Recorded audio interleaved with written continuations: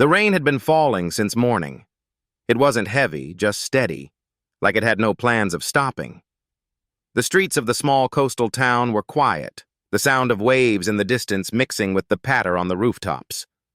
Most people had stayed inside, but Keanu Reeves was walking along the sidewalk, his hood pulled up, his pace unhurried. He wasn't there for the weather or the ocean. He was there because of a phone call he had received the night before. It was from an old friend, a cinematographer he had worked with years ago. The man's voice had been quiet, almost hesitant.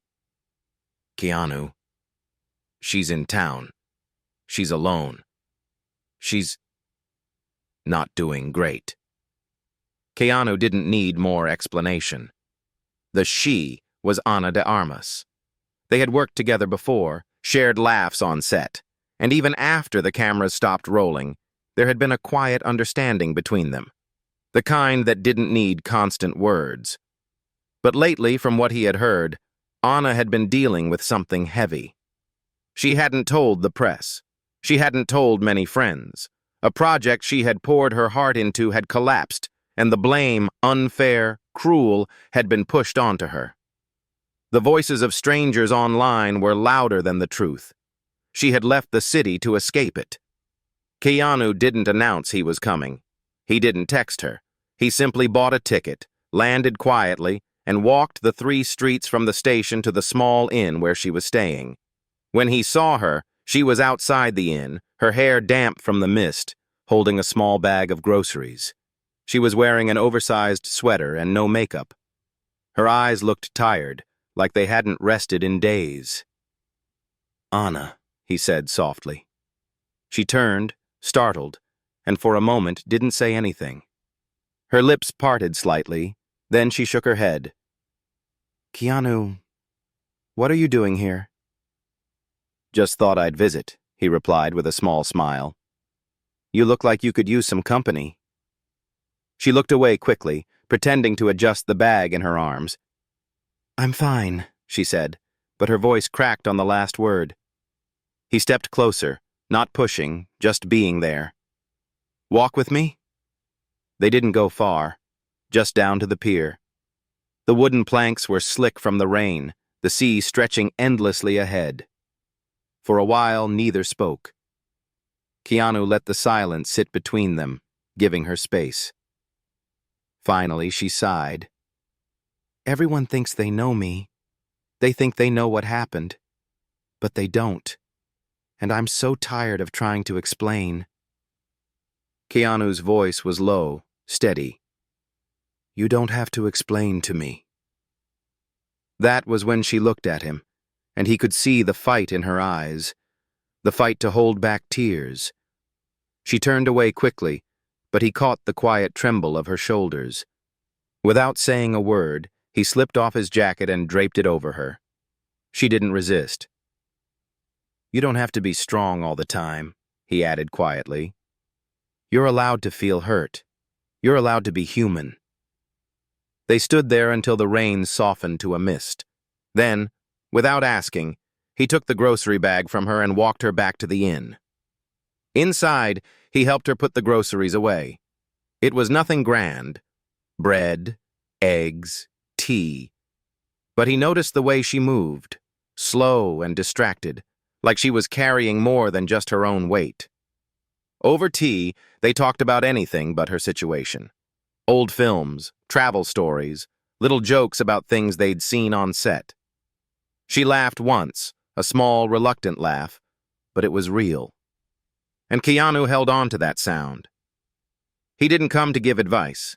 He didn't come to fix her problems. He came to be present, because sometimes that's the quietest and deepest form of help.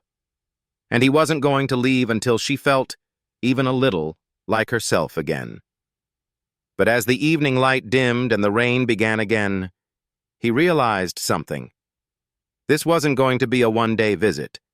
If he left now, she'd go back to silence. So he made a decision, one she didn't yet know. Keanu Reeves was going to stay. The morning was quiet, the kind of quiet that only comes after a long night of rain. Sunlight broke through the thin clouds, painting the streets in a soft glow. Inside the small inn, Anna sat by the window with a cup of tea, her hair still messy from sleep. She had convinced herself that Keanu must have left on an early train. After all, he had his own life, his own schedule. But when she stepped outside, she saw him. Keanu was sitting on the low stone wall by the inn's entrance, a steaming paper cup in his hand. He was wearing the same dark jacket from yesterday, though the sleeves were rolled up now, and he was watching the street as if he had all the time in the world. "You're still here," she said, trying to sound casual, but there was surprise in her voice. He smiled faintly. "Breakfast?" She frowned. "Keanu, you don't have to—" "I know," he interrupted gently, "but I want to." There was something in his tone that made it hard for her to argue, so she nodded, and they walked together down the narrow main street toward a small cafe. The air smelled of fresh bread, and the cafe owner, an older woman with kind eyes, greeted them warmly. As they sat by the window, Keanu noticed how Anna kept glancing at the door whenever someone entered, like she was expecting to be recognized or judged. He leaned forward slightly. "You're safe here," he said. "No one's looking for you." She gave a small, tired smile. "You'd be surprised how far stories can travel." He didn't press her for details. Instead, he told her about a time early in his career when a director had doubted him publicly. "It stung," he admitted, "but I realized something. Their words weren't the truth. They were just noise. And noise fades if you don't give it power." She listened quietly, sipping her tea. His words didn't erase her pain, but they planted a seed of thought she hadn't let herself consider. After breakfast, instead of heading back to the inn, Keanu suggested a walk along the cliffside trail. The ocean stretched endlessly to one side, and the other side was lined with wildflowers, still damp from rain. The wind was cool, carrying the sound of waves crashing against the rocks below. As they walked, a sudden gust lifted Anna's hair into her face, and she laughed softly, brushing it back. It was the first unguarded moment Keanu had seen from her since he arrived. Then, without warning, she stopped walking. Down the trail, two young men were pointing their phones in their direction. Anna's body tensed. Keanu stepped slightly in front of her, his voice calm but firm. "Let's turn back." They retraced their steps, and once they were out of sight, Keanu glanced at her. "You don't owe strangers your peace of mind. Not today." Back at the inn, she finally asked the question that had been on her mind since morning. "How long are you staying?" Keanu looked at her for a moment before answering. "Until you don't need me here." She wanted to tell him she was fine, that she could manage alone. But when she opened her mouth, nothing came out. Because deep down, she knew she wasn't fine. That night, while Keanu read in the corner chair of the small common room, Anna sat at the table writing in a notebook. He didn't ask what she was writing. He simply let her be. But when she closed the notebook and met his eyes, there was something different in her expression. A shift. A small, cautious trust. And Keanu knew that was the first step. The rain didn't return that night. Instead, the air was still and cool, the kind of quiet evening where even the ocean seemed to soften its voice. Most of the inn's guests had gone to bed early, but a faint glow spilled from the small common room, where Keanu sat with a book resting loosely in his hands. He wasn't reading anymore. His eyes lifted every so often toward the hallway, listening for footsteps. Something told him Anna wasn't sleeping. Sure enough, close to midnight, he heard the soft creak of a door. Anna appeared, wrapped in a light cardigan, her hair falling freely around her face. She hesitated when she saw him, as if deciding whether to retreat back to her room. "Couldn't sleep?" he asked quietly. She shook her head. "Too many thoughts." Keanu closed the book and set it aside. "Tea?" She hesitated again, then nodded. They moved to the small kitchenette at the back of the common room. He filled the kettle while she leaned against the counter, her arms folded. "You've been very quiet," she said finally. "Most people try to fix things, give advice, tell me how to move on. You just sit there." "Sometimes," Keanu replied, "people don't need fixing. They just need someone to stand still with them." That made her pause. She glanced down at the counter, her voice barely above a whisper. "It's hard to stand still when it feels like the ground under you is breaking." He didn't answer right away. Instead, he poured the hot water into 2 mugs and slid one toward her. "Then we find a place where the ground holds, even if it's just for tonight." They carried their tea to the couch, and for a while they sat in silence, the sound of the ocean faint through the open window. Anna kept tracing the rim of her cup with her finger, as if searching for the courage to speak. When she finally did, her voice trembled. "I didn't tell you everything. The project that fell apart. It wasn't just work. It was personal. I trusted people who turned on me. They let me take the blame for something I didn't do." Keanu's jaw tightened slightly, but he didn't interrupt. "The worst part," she continued, "is that I started to believe maybe they were right. Maybe I deserved it. And then the comments online, they made sure I didn't forget." She let out a shaky breath. "So I left. I thought if I disappeared for a while it would stop hurting. But it doesn't." Keanu leaned forward, resting his forearms on his knees. "Hurt doesn't disappear on its own. It changes shape, but it stays until you face it. And facing it is easier when you're not alone." Her eyes met his, and for the first time since he'd arrived, she didn't look away. "You make it sound simple," she said softly. "Simple isn't the same as easy," he replied.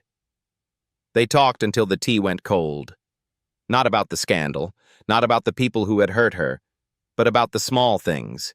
Favorite books, places they wanted to visit, moments on set that had gone hilariously wrong. The heaviness between them didn't disappear, but it became lighter, like clouds shifting to let in a little light. By the time they stood to go back to their rooms, it was almost 2 in the morning. Keanu walked her to her door, and before she stepped inside, she said something that stayed with him long after she closed it. "Thank you for staying." In his own room, Keanu sat for a long time without turning off the light. He had come here because he thought she needed someone to remind her of her worth. But now he realized something else. She wasn't the only one who needed this time. And tomorrow, he was going to make sure she remembered how to laugh without hesitation. The morning air smelled of salt and fresh bread from the bakery down the street. Sunlight poured through the cracks of the inn's curtains, turning the wooden floor into strips of gold. Anna was still in her room when there was a gentle knock on her door. "It's me," Keanu's voice said. "I have an idea." She opened the door, still in a loose sweater, one eyebrow raised. "Should I be worried?" He smiled slightly. "Only if you hate surprises." Half an hour later, they were walking toward the edge of town. Keanu carried a small backpack, refusing to say what was inside. The streets grew quieter as they reached a grassy path leading up a hill, the ocean slowly coming into view on one side. "Where are we going?" Anna asked for the 3rd time. "Somewhere you'll remember," he said. When they reached the top of the hill, she stopped. In front of them was an old outdoor theater, long abandoned but still beautiful in its own weathered way. Rows of stone benches curved toward a small wooden stage, half covered by vines. The sea stretched endlessly behind it, the sound of waves blending with the breeze. Anna's eyes widened. "How did you—" "You mentioned this place once," Keanu said. "You told me you came here years ago, before a shoot, just to sit and imagine performing under the sky." She hadn't thought anyone remembered that. "I figured," he added, "maybe it's time you came back." She walked slowly toward the stage, her fingers brushing the edges of the worn wood. Something inside her shifted. The quiet ache replaced by a small spark of the passion she thought she'd lost. Keanu took a seat on one of the benches, unzipping his backpack. He pulled out a thermos and 2 mugs, setting them beside him. "You don't have to perform," he said gently. "Just stand there. Feel the space again." Anna stepped onto the stage, the boards creaking slightly under her feet. For a moment she closed her eyes, breathing in the ocean air. She didn't speak, didn't act. She simply stood, letting herself remember. But the peace didn't last. From the trail behind the theater came the sound of footsteps.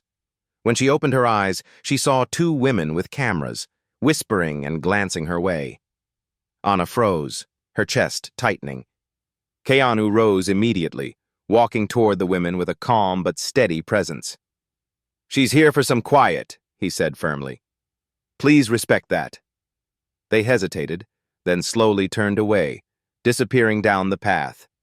When he came back to the stage, Anna's hands were clenched at her sides. "It never ends," she said, her voice breaking. "I just want one day where no one is watching." Keanu didn't speak. Instead, he stepped onto the stage with her, standing beside her in silence. After a long pause, she whispered, "Thank you for chasing them away." "You don't owe the world every moment of your life," he said softly. "You get to keep some for yourself." They sat on the edge of the stage after that, drinking coffee from the thermos, the ocean stretching endlessly below. The tension in her shoulders eased little by little, and for the first time in weeks, she felt like the day wasn't defined by what others thought of her. As they walked back to town, she glanced at him. "Keanu, you don't even know how much this means." He smiled faintly. "I think I do." What he didn't tell her was that he had more plans, quiet ways to give her pieces of herself back. But he also knew that the closer she came to feeling whole again, the more she might want to leave the safety of this quiet town. And that thought brought a different kind of ache. The sky was painted in soft pinks and golds when Keanu knocked on Anna's door that evening. The sun was beginning its slow descent toward the horizon, and the air had that in-between warmth and coolness that made you want to linger outside. "Ready?" he asked when she opened the door. "For what?" she replied, her tone suspicious but curious. "You'll see." They walked through town, turning down streets she hadn't explored before. The sound of soft music began to reach her ears, a gentle melody carried by the wind. When they turned the last corner, Anna stopped. In front of her was a courtyard lit by strings of warm lights.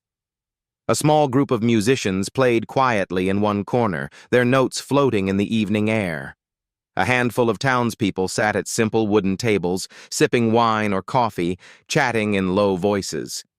It was warm, welcoming, and completely unpretentious. "What is this?" she asked softly. "Friday open stage," Keanu said. "No cameras, no announcements, just people sharing music or stories because they want to." Anna's eyes darted to the small stage in the center of the courtyard. "You're not asking me to—" "No," he said quickly. "Just sit with me. Listen." They took a seat near the back. A young woman sang a slow, soulful song while playing guitar. A man in his 60s read a poem about the sea. Laughter and applause came easily from the small crowd. Anna found herself smiling. Not the polite smile she gave for photographs, but a real one, the kind that grew without permission. Keanu poured them each a glass of water from the carafe on the table. "You don't have to be the center of the room to belong in it," he said quietly. For the next hour, they simply listened. Anna's shoulders slowly loosened, her hands no longer clenched together. When the host asked if anyone else wanted to share something, Keanu glanced at her. She shook her head with a tiny smile, not ready yet, but closer than before. But then, just as the music began again, her phone vibrated on the table. She almost ignored it, but the name on the screen made her breath catch. It was her former co-star, the one who had been at the center of the collapse, the one who had stayed silent when the truth could have saved her. Anna's hand hovered over the phone. Keanu noticed the change in her expression immediately. "Bad news?" She swallowed hard. "I don't know yet." With a deep breath, she opened the message. It was short. "We should talk. There's something you need to know." Her stomach twisted. She had left that world behind for a reason, and yet the words pulled at her, demanding she answer. Keanu watched her carefully. "You don't have to respond tonight." "What if it's important?" she whispered. "What if it's just another storm?" he countered. The music played on, but her mind was far from the courtyard. She set the phone down, trying to focus on the stage. Still, the message burned in the back of her thoughts. After the event ended, they walked back in silence. Halfway to the inn, Keanu spoke. "If you decide to talk to them, I'll be here. If you decide not to, I'll still be here." She looked at him, her expression torn. "Why are you doing this, Keanu?" He met her gaze steadily. "Because when you've been through the kind of silence you have, you remember the people who didn't walk away." That night, Anna sat on the edge of her bed, staring at her phone. She didn't reply. Not yet. But she knew the moment she did, or didn't, would change everything. And Keanu knew, too. The morning came with a soft fog rolling in from the ocean, wrapping the little town in a pale, quiet haze. Anna sat at the small desk by the window of her room, her phone lying face up beside her untouched tea. The message from her former co-star was still there, waiting. Her fingers hovered over the screen. For hours, she had gone back and forth, reply or delete, open the door or keep it closed. There was a gentle knock. Keanu stepped in, holding 2 paper cups of coffee. He set one beside her without asking and pulled up a chair. "Still thinking about it?" he asked. "I don't know if I'm ready," she admitted. "But part of me needs to know." Keanu nodded slowly. "Then let's make a deal. Whatever happens after you read it, you don't go through it alone." Something in his voice steadied her. She opened the message thread. Her co-star's follow-up was longer than the first. "I stayed quiet before because I was scared for my career, but the truth is, it wasn't your fault. I have proof, and if you want it, I'll hand it over, even if it means I lose everything." Anna read the words twice. Her hands shook. "They're admitting it," she whispered. "After all this time." "What do you want to do?" Keanu asked. She stared out at the fog beyond the window. "Part of me wants to fight, clear my name, tell the truth. But part of me just wants peace." "Sometimes," Keanu said quietly, "those things can be the same. Sometimes telling the truth is finding peace." After a long pause, she typed back, "Let's meet. But it has to be private." The meeting happened that afternoon in a small cafe 2 towns over. Keanu came with her, sitting at a separate table where he could see her but not intrude. Her co-star arrived looking older, more worn down than she remembered. They talked for almost an hour. There were apologies, real ones, not the rehearsed kind for the press. There was an envelope passed across the table, filled with documents, emails, and recordings, the kind of proof that could dismantle every false headline written about her. When it was over, Anna stepped outside into the cold air. Keanu joined her. "So?" he asked. "I have what I need," she said. "But I'm not sure I want revenge. I just want my life back." He studied her for a moment. "Then take your life back. On your own terms." Over the next few days, Anna spoke quietly with a trusted lawyer, not to sue, not to destroy, but to make sure the truth would be known when she chose. She realized that she wasn't hiding anymore. She was deciding. One evening, as they walked along the pier, she turned to Keanu. "You know, you didn't have to stay this long." "I know," he said. "And you didn't have to, well, do any of this." "I know that too," he smiled faintly. "But some things you do because you can't imagine not doing them." She laughed softly, shaking her head. "You're impossible." They stood there as the sun dipped into the horizon, the sky painted in streaks of orange and violet. Anna felt lighter than she had in months, not because everything was fixed, but because she was no longer carrying it alone. When they walked back to the inn, she realized something else. The day Keanu arrived, she thought he was there to help her stand again. But in truth, he had been teaching her something far more important, that kindness doesn't need an audience, and the quietest gestures often leave the deepest mark. Keanu never asked for credit. He never told anyone what happened in that small coastal town. And maybe that was the point. Because sometimes the most powerful moments are the ones no one sees.